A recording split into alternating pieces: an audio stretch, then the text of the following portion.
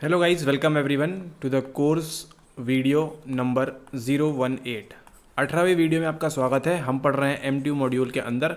आपकी हमने क्या क्या पढ़ लिया है अभी तक? हमने पढ़ लिया है आपके सेंसरी मेमोरी के बारे में, यानी कि आपकी संवेदी स्मृति के बारे में हमने अभ्यास कर लिया है। इसी के साथ साथ हमने STM के बारे में भी डिटेल में अभ्यास कर लिया है कि लघुकालिक स्मृति क्या होती है, उसके अंदर कौन सी प्रोसेस होती है ना। हम MR जो करते हैं वो क्या करते हैं, उसको भी हमने डिस्कस कर लिया। आज हमारी बारी है, हम पढ़ेंगे LTM के बारे में, जो है आपकी कौन सी लॉन्ग टर्म मेमोरी के बारे में।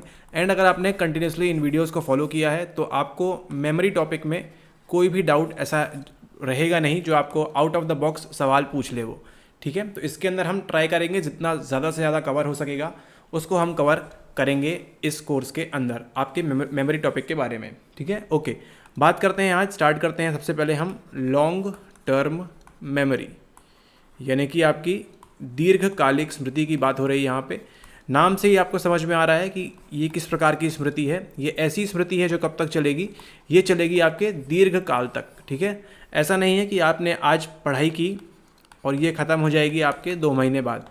ठीक है, ये ऐसा नहीं है, और ना ही आपके कोर्स की तरह है जो ख़त्म हो जाएगा आपका 1 महीने बाद। ठीक है, ये क्या है, ये ऐसा चीज़ है, ऐसी इन्फॉर्मेशन I3 इस प्रकार की इन्फॉर्मेशन है जो कहाँ जाएगी, जो जाएगी आपकी लॉन्ग टर्म में। ठीक है, ओके, मतलब सेंसरी से घुसेगी, फिर क्या होगा, उसका अटेंशन होगा, STM में जाएगी, एंड देन कहाँ पे जाएगी, आगे आपके LTM में जाएगी।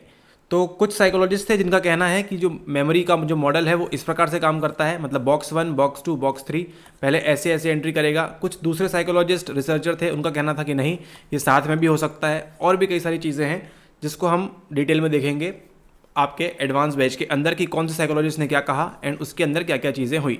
ठीक है, ओके, हमारे जितना काम है अभी कोर्स के अंदर वो हम पढ़ेंगे लॉन्ग टर्म के बारे में पढ़ रहे हैं। लॉन्ग टर्म की ड्यूरेशन क्या हो सकती है? ड्यूरेशन हो सकती है आपकी इन्फिनिटी तक। ठीक है, मतलब आपकी डेथ तक आपको कुछ चीज़ें याद रह सकती हैं। ठीक है, कि आपने 10th में कितने परसेंटेज आए थे, आई थिंक ये कोई नहीं भूलता है। ठीक है, पहली बार उनको मार्क कब पड़ी थी, है ना, ये कोई नहीं भूलता है। तो ये ऐसी कुछ मेमोरीज है जो कब तक रहेंगी, आपके डेथ तक रहेंगी। ठीक है, ओके, तो इनकी अगर हम बात करें, ये हम कह सकते हैं एक प्रकार का हमारा कैसा स्टोरेज होता है, ये होता है हमारा परमानेंट स्टोरेज। ठीक है, एक परमानेंट स्टोरेज के रूप में काम करता है हमारी कौन सी स्मृति, दीर्घकालिक स्मृति, यानी कि हमारी लॉन्ग टर्म मेमोरी एक तरह का परमानेंट स्टोरेज है। ठीक है, तो मान लीजिए ये है आपका ब्रेन। ठीक है, इस तरह का आपका ब्रेन है। तो जब भी कोई न्यू मेमोरी फॉर्म होगी, ठीक है, कोई भी न्यू मेमोरी फॉर्म होगी किसके अंदर, मान लीजिए यहाँ पे कोई न्यू मेमोरी फॉर्म हो रही है। ठीक है, न्यू मेमोरी N1 यहाँ पे फॉर्म हो रही है। तो इसी के साथ साथ ये जो मेमोरी फॉर्म होगी तो यहाँ पे क्या होगा, आपके ब्रेन में भी क्या देखने को मिलेगा, एक प्रकार का फिजिकल चेंज होता है किसके अंदर, आपके ब्रेन के अंदर भी। ठीक है, तो जब यहाँ पे मेमोरी फॉर्म हो रही है आपके, तो फिजिकल चेंज आपके ब्रेन के अंदर हो रहा है। ठीक है, तो आपकी मेमोरी क्या होगी, और स्ट्रांग होती जाएगी, क्योंकि ये जो फिजिकल चेंज है ये भी किस प्रकार का होता है, एक प्रकार का परमानेंट होता है। ठीक है, फिजिकल चेंज है ना, कोई न्यू मेमोरी फॉर्म करते हैं तो क्या होगा, वहाँ पे फिजिकल चेंज होगा। मान लीजिए यहाँ पे इस तरह का बॉक्स है, आपने यहाँ पे कुछ चीज़ रखी है, तो क्या होगा, वो फिजिकली चेंज हो रहा है ना। पहले यहाँ खाली था जगह, मान लीजिए ये जगह खाली है। ठीक है, एक और आप न्यू आइटम लेके आते हैं तो यहाँ पे प्लेस कर देते हैं, तो यहाँ पे क्या देखने को मिलेगा हमको, फिजिकल चेंज, अब 2 जगह ऑक्यूपाई हो गई है। ठीक इसी प्रकार का कहाँ पे होता है, आपके ब्रेन के अंदर होता है। ठीक है, लेकिन मान लीजिए अगर आपने इस चीज़ का इस्तेमाल अगले 25 साल तक नहीं किया, तो क्या ऐसा रहेगा कि जिस प्रकार से आपने इसको स्टोर किया था वैसे ही रहेगा? नहीं, वैसा नहीं होगा। उस पर हो सकता है धूल जम जाएगी, मिट्टी जम जाएगी, दीमक भी लग सकती है। ठीक है, ठीक इसी प्रकार से हमारे मस्तिष्क के साथ भी होता है, हमारे ब्रेन के साथ भी होता है। ठीक है, ओके, तो ड्यूरेशन की बात करें तो ये लॉन्ग टर्म है, मतलब एक तरह से परमानेंट स्टोरेज है हमारे पास। ठीक है, और मेमोरीज़ का ऐसा भी है कि ऐसा नहीं है कि सारी मेमोरीज़ हमको अवेलेबल रहती हैं। ठीक है, सारी मेमोरीज़ को हम एक्सेस कर सकते हैं, ऐसा भी नहीं है। ठीक है, ओके, अगर आपको याद होगा कि हमने क्या किया था STM के अंदर, शॉर्ट टर्म मेमोरी में हमने एक कंसेप्ट देखा था ये वाला। ठीक है, ये क्या है, हमारी ये डेस्क है। ठीक है, इस प्रकार की एक डेस्क थी। यहाँ पे क्या था, हमारा PS था, परमानेंट स्टोरेज। यहाँ से क्या आता है, एक सेंसरी इनपुट आता है, एक संवेदी इनपुट आता है, और इसको हम क्या कह सकते हैं, एक प्रकार से हम इसको कह सकते हैं वर्किंग मेमोरी का जो कंसेप्ट था वहाँ से। ठीक है, यहाँ फाइल्स पड़ी हुई हैं, ये कहाँ रहेगी, ये रहेगी आपके STM में। और यहाँ पे जो फाइल्स आप परमानेंट स्टोरेज कर रहे थे, इनको क्या कह सकते हैं हम, एक तरह का कैबिनेट कह सकते हैं, है ना, कैबिनेट कह सकते हैं एक तरह का। फाइलिंग कैबिनेट, जिसमें क्या होगा कि किसके लिए काम करेगा आपका फाइलिंग कैबिनेट के रूप में, आपके लॉन्ग टर्म मेमोरी के लिए। ठीक है, मतलब आपने क्या किया, आपने लॉन्ग टर्म मेमोरी में अलग अलग जगह पे जो आपके मीनिंग की चीज़ें हैं अलग अलग तरह पे क्या रखा है, उनको आपने ऑर्गेनाइज करके रखा है। ठीक है, फाइल तो क्या है डेस्क पे एक अस्त व्यस्त पड़ी हुई है, लेकिन इसके अंदर आपने इंपॉर्टेंट वाली यहाँ पे, देन रेवेन्यू वाली यहाँ पे, देन इकोनॉमिक्स वाली यहाँ पे, देन खाना बनाने की कुकिंग वाली यहाँ पे, अलग अलग प्रकार की जो फाइल्स हैं आपने अलग अलग तरह से स्टोर करके रखी हैं। ठीक है, तो हम कह सकते हैं कि STM क्या है, एक प्रकार का डेस्क है, वर्किंग डेस्क या फिर डेस्क है एक प्रकार का। आपको परीक्षा में जो भी सवाल आता है उसके अकॉर्डिंग आप आंसर सेट कर सकते हैं। और LTM की बात करें तो क्या है, ये एक फाइलिंग कैबिनेट के रूप में हम कह सकते हैं। ठीक है, कि इसमें आपके क्या होगा, आपका एक प्रकार का कैबिनेट है जिसमें ये एक कैबिनेट ऐसा होता है। ठीक है, इसमें आप क्या करते हैं, आप फाइल्स सेट करते हैं अपनी, है ना, अपनी ज़रूरतों के अनुसार। ठीक है, तो STM आपका डेस्क के रूप में काम करेगा, LTM में आपका फाइलिंग कैबिनेट के रूप में काम करेगा। ठीक है, STM के अंदर हमने जो कॉन्सेप्ट देखा था वो क्या देखा था, वो देखा था हमने MR का कॉन्सेप्ट। अब LTM के अंदर हम क्या पढ़ने वाले हैं, LTM के अंदर हम पढ़ने वाले हैं आपका ER का कॉन्सेप्ट। ER क्या होता है आपके लिए, ER यहाँ पे होता है आपके लिए इलेबोरेटिव रिहर्सल। ठीक है, मतलब हमको रिहर्सल तो करनी है, लेकिन किस प्रकार की करनी है, इलेबरेटिव चीज़ों को। और ये एक छोटी सी चीज़ है, इसको क्या करना है हमको, और खींच तान के इसको बड़ा करना है, ताकि इतनी सारी चीज़ें हो जाएंगी। ठीक है, इतनी सारी चीज़ें हमारे पास अगर हो जाएंगी तो इनको क्या होगा, हमको रिट्रीवल क्यूज़ में हमको मदद मिलेगी। ठीक है, मतलब जिसे हम कहते हैं पुनः प्राप्ति, ठीक है, के संकेत या का संकेत, पुनः प्राप्ति के संकेत, यानी कि रिट्रीवल क्यूज़। जब भी यहाँ पे क्या करना होगा, आपको रिट्रीव करना होगा, ठीक है, पुनरुद्धार करना होगा किसी भी इन्फॉर्मेशन का, तो आप क्या इस्तेमाल करेंगे, आप कुछ संकेतों का इस्तेमाल करेंगे। ठीक है, CUES, कुछ क्यूज़ का इस्तेमाल करेंगे।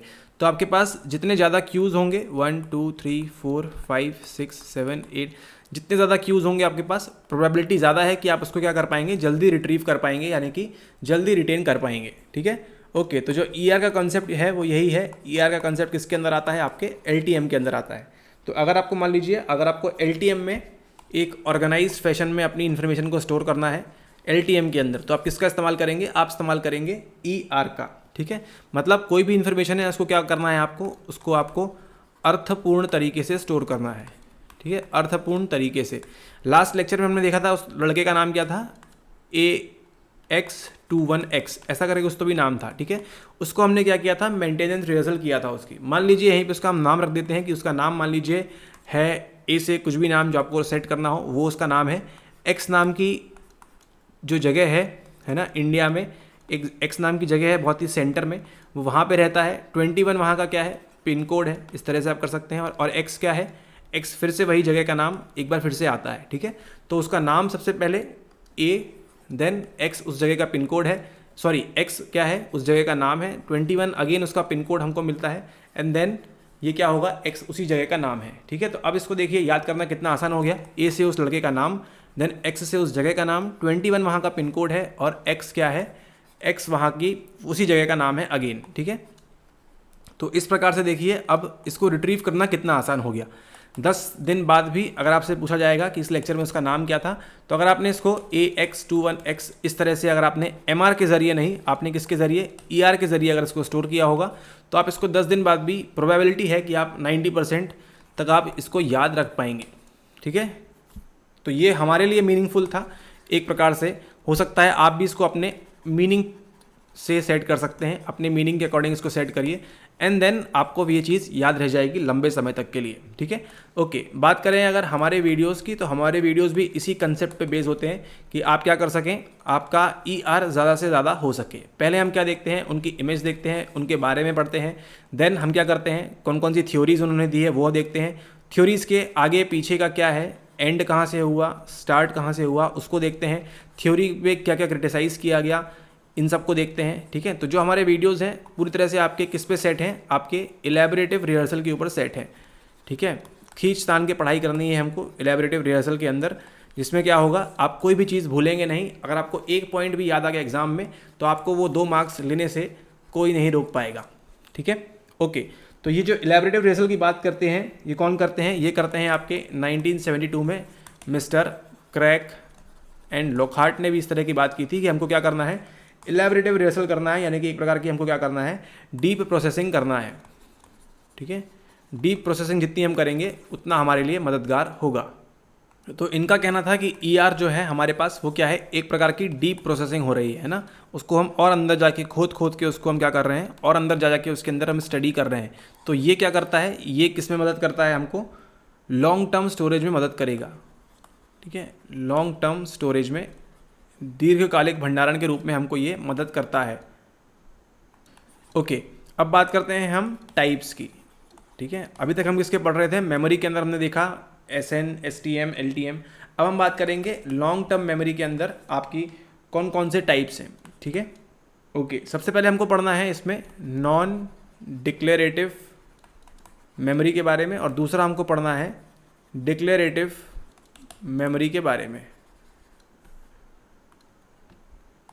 इसी को हम कह सकते हैं, आपकी जो नॉन डिक्लेरेटिव है इसी को कह सकते हैं हम एक प्रकार से इम्प्लिसिट मेमोरी, है ना, एक प्रकार से आंतरिक मेमोरी, और इसको हम कह सकते हैं डिक्लेरेटिव को हम एक्सप्लिसिट मेमोरी, मतलब जिसको हम क्या कर सकते हैं, व्यक्त कर सकते हैं। अब जैसे मान लीजिए गाड़ी चलाना, है ना, जूतों की लेस बांधना,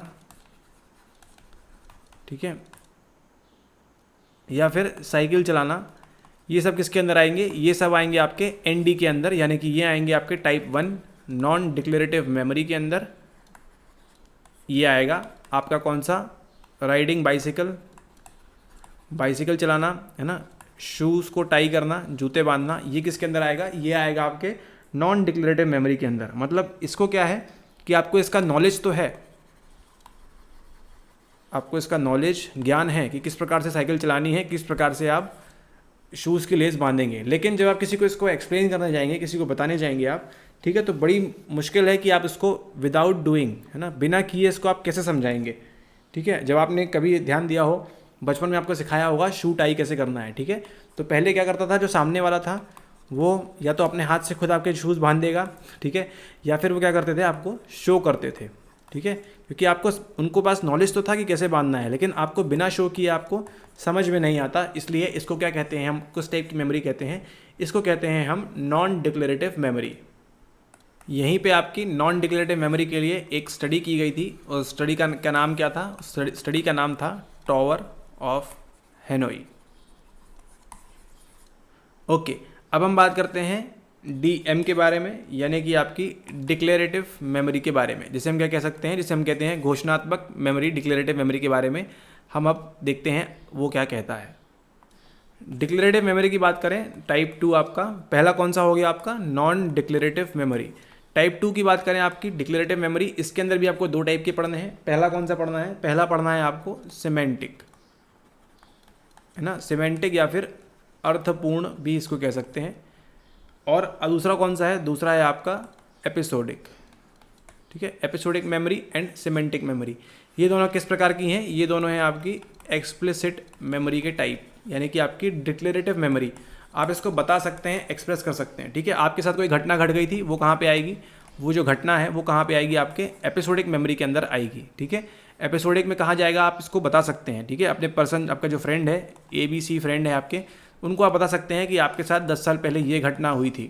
ठीक है, लेकिन शूज़ कैसे बांधना है आप उनको बता नहीं सकते, आपको उनको क्या करना होगा, शूज़ बांधने की क्रिया को करके दिखाना होगा, तभी वो समझ पाएंगे कि आपने कैसे शूज़ टाई करना सीखा। लेकिन एपिसोडिक मेमोरी में आपको ज़रूरत नहीं है कि पूरा आप क्या करेंगे, उसका नाट्य रूपांतरण करके बताएंगे, आपकी मर्जी है, आप कर सकते हैं, बट स्टिल आप क्या करेंगे, उसको बता सकते हैं। और सिमेंटिक मेमोरी में भारत को आज़ादी कब मिली, आपके 1947 में। ठीक है, तो इसको आपको कैसे बता सकते हैं, आप अपने मुंह से, ज़ुबान का इस्तेमाल करते हुए इसको आप मेंशन कर सकते हैं। ठीक है, कि आज़ादी अब मिली, या फिर ब्रिटिशर्स भारत छोड़ के कब गए, ठीक है, या फिर चाय की खेती भारत में कब स्टार्ट हुई।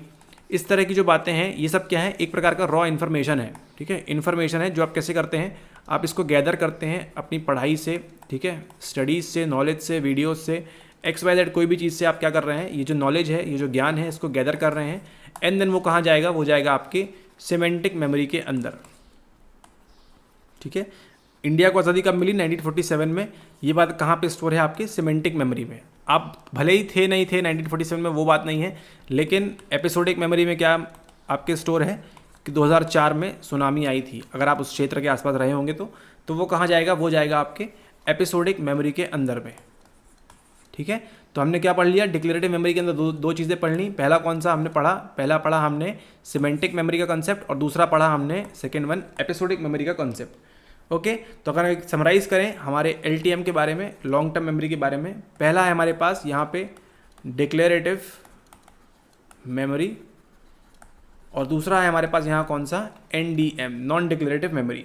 इसमें क्या आएगा, इसमें आएगा आपके इम्प्लिसिट मेमोरी है एक प्रकार की, इम्प्लिसिट मेमोरी, ठीक है।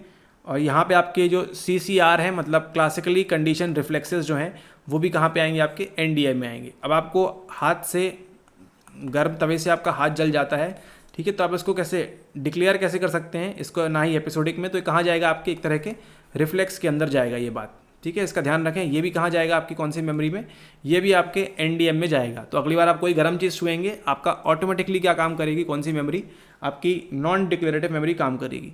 तो जितनी भी आपकी हैबिट्स वगैरह भी इसके अंदर आ जाएंगी, एंड साथ ही आपकी जो मोटर स्किल्स हैं, है ना, मोटर स्किल्स वो भी इसी के अंदर आपके आ जाएंगी, गाड़ी चलाना, बाइसिकल चलाना, ये सब चीज़ें।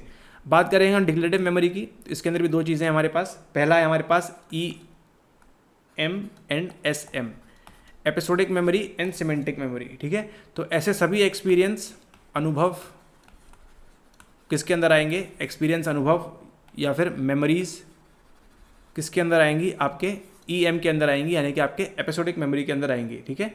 ये याद रखिएगा कि एपिसोडिक मेमोरी केवल आपकी होगी, अ सिंगल पर्सन, है ना, आप ही की एपिसोडिक मेमोरी की बात हो रही है, दूसरे की नहीं, ठीक है। ओके, और यहाँ पे आपकी सिमेंटिक मेमोरी के अंदर क्या आएंगे, आपके जो फैक्ट्स हैं, है ना, GK है आपका, जनरल नॉलेज, ये सब किसके अंदर आएगा, ये आएगा आपके सिमेंटिक मेमोरी के अंदर में, ठीक है। इसको आप ध्यान रखें। तो ये है आपका LTM का कंसेप्ट, है ना, लॉन्ग टर्म मेमोरी के बारे में, क्या कैसी चीज़ें हैं, क्या क्या उसके अंदर आता है। तो इतना ही पढ़ना है आपको अपने कौन से एग्जाम